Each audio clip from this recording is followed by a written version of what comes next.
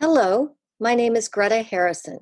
Welcome to Born Fabulous Podcast, episode 23 of season 2. The theme of this season is changing the world one friendship at a time. You will hear interviews with best friends. One person happens to have a disability and the other does not. This episode is the last of an 8-part interview with Micah Fialka-Feldman and his best friend Tori Cedar. Micah Fialka-Feldman is well known as one of the stars of Dan Habib's acclaimed movie Intelligent Lives. He is a teaching assistant at Syracuse University, a keynote speaker, and an author. Micah's best friend, Tori Cedar, is a graduate student working on her doctorate. She and Micah have been best friends for about 6 years. Tori does not have a disability.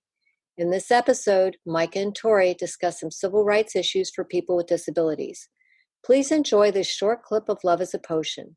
The lyrics are by Melissa Riggio, who was the focus of episodes 1 through 4 in season 1. The music and voice are by Rachel Fuller. Love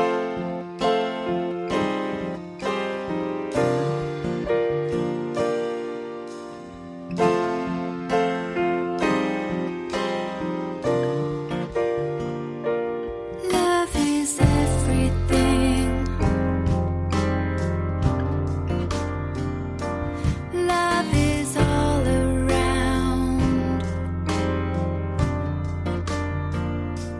Love is a potion. Love is passion. Love is devotion. Love is fusion. So now let's talk about, Micah, you say a lot of profound things. You really do. And I came across this quote by you, and I want to read it. And then I want to get the input from both of you about this quote. I came home one day in first grade, and I told my parents I wanted to go through the same door as all the other students at a school I was in. As a student with a disability, the school had me going through a different door every morning to special education classes. I told my parents I wanted to be with my friends and peers.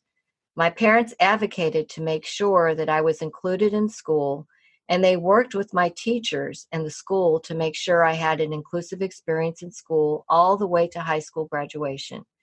Because of this, I've been included my entire life. I was included in school with taking regular classes.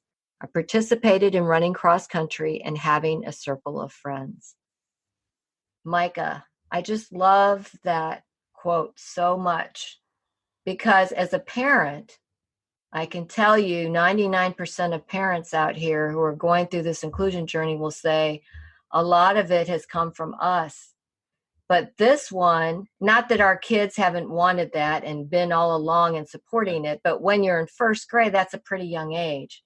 So for you to advocate for yourself in first grade, it's pretty amazing. So give us your feedback about that.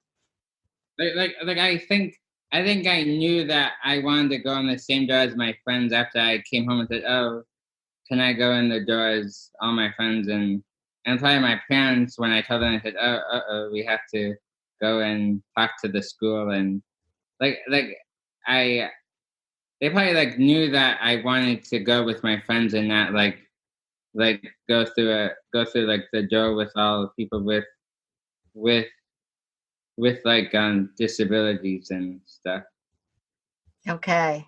I just think it's so important because that got you to where you are today. Yeah, and I think from that too, and in the movie when I say that I talk about how my parents didn't tell me that I had a 40 IQ. I got a letter in the mail because I wanted to get services when I moved to Syracuse, and I was tested in 11, but my parents never told me and at that age, if they would have told me, I probably would have known what that meant. So, but I was glad they didn't tell me because I probably wouldn't have known what a 40 IQ is then, but now. Micah, that was a very powerful point in the movie that a lot of people talk about. Because first of all, as your friend Tori so graciously said in the interview, the IQ means nothing. That score means nothing. Isn't that what you said? And we all know, everybody, like when we have panel discussions, and hundreds of panel discussions have happened with Intelligent Lives across the country. So audience, if you haven't seen the movie, you have to see the movie. It's a masterpiece. But in the panel discussion, that point always comes up, that it's obvious that score means nothing, because what they say an IQ 40 does is obviously not matching you, or you wouldn't be able to look up that information and do all the million things that you've done. So the fact that you even say that and talk about it, it's important. And I want those school psychologists out there who are maybe not as advanced as Tori is going to be when she graduates and gets into the world, to rethink the way you talk at the tables when you're at IEP meetings and professional development and talking with your peers. Because Micah's, we know his IQ is not 40, A, and B, we know that score means nothing. So yeah, that, I'm glad you brought that up. That's really cool. Tori, I know you have input here. Definitely. I mean, it's something that for me, it's hard to, in this profession, it's hard to learn about it. We use the WISC 4 or 5. That's what's used now in schools.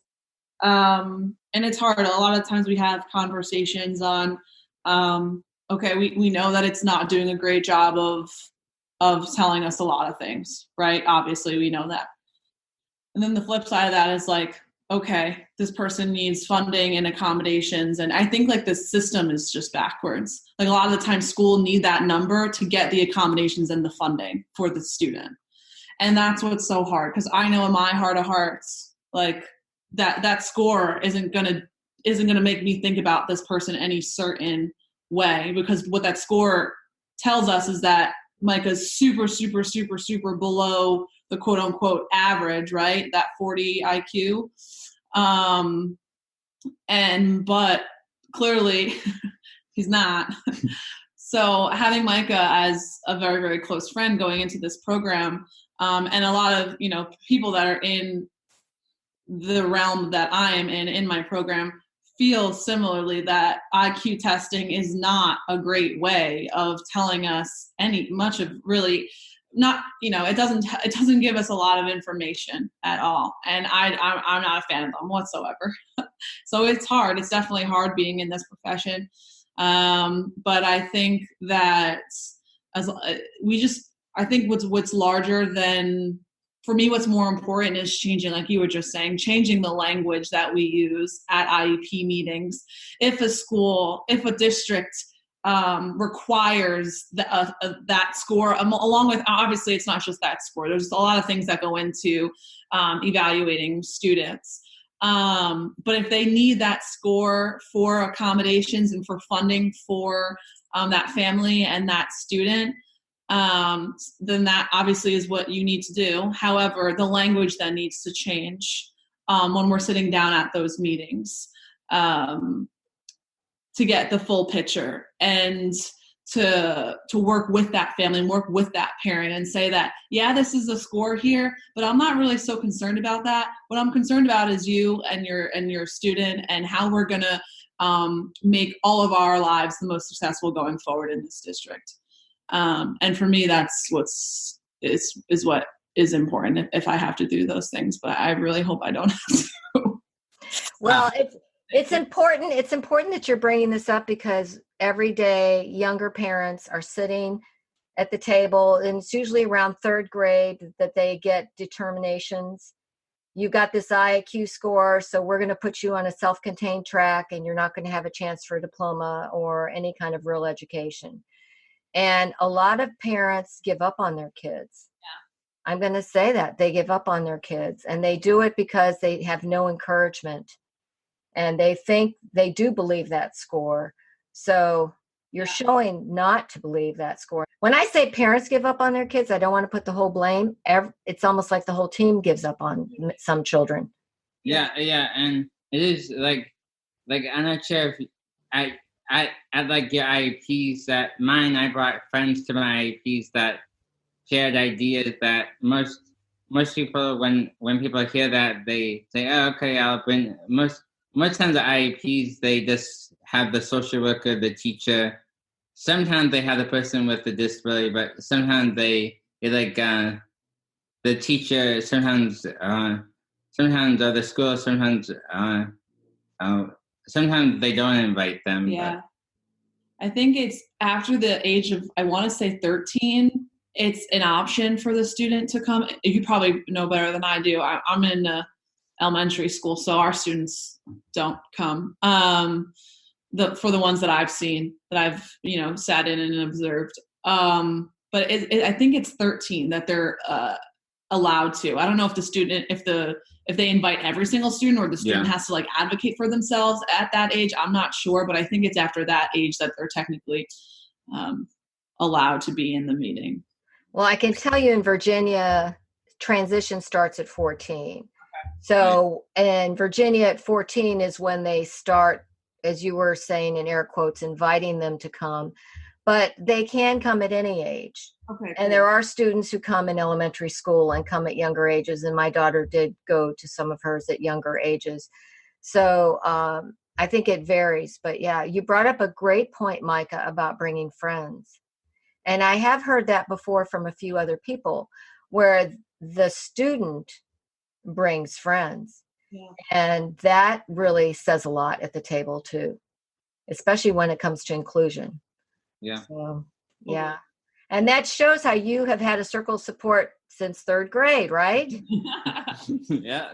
That is so cool. Well, when we're talking about going in the different door, that is a bigger issue than just going in a door, because really what it symbolizes is these people, and I go back to that quote that you had when you said we versus that, we, not they. Yes.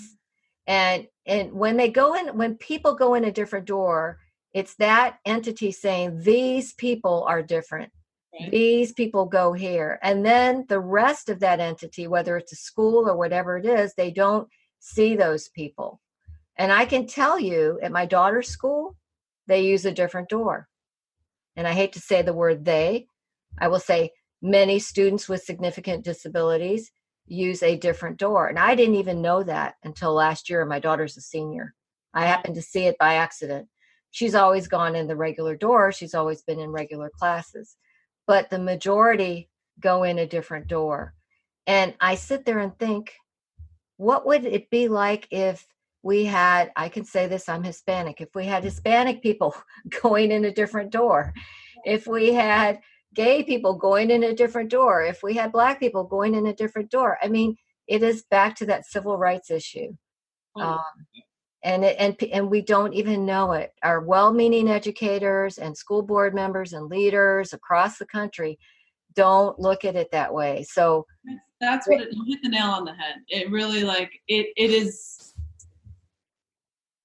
the, I don't know, lack of exposure, but because they are most of, I don't want to say all, but most are well-intentioned and want, every student in that school to be successful, to get, and again, it's not everyone, and there are some people in administration that aren't really, I know we have all had our issues, but I think a lot of the time it takes, agents of change like ourselves, and what we're trying to be and will continue to be, to expose and to better educate. And I'm not saying we're going to change everyone's minds. No. And sometimes, when you have to pull away. But I think you're right. A lot of the times they are well-intentioned. They just don't know. It's just something that hasn't been spoken about or brought up, and that's what's so difficult. And Micah, how does that make you feel that my daughter's basically 15 years younger than you and it's still happening? It's that means you have to do more work and keep working. Work doesn't stop. No. It's very slow progress, but people are making progress. So we have to remember that. And the movie Intelligent Lives definitely shows that, doesn't it? Yeah. I think that's what's so great about it. Okay. Do you have any final thoughts on what we just talked about?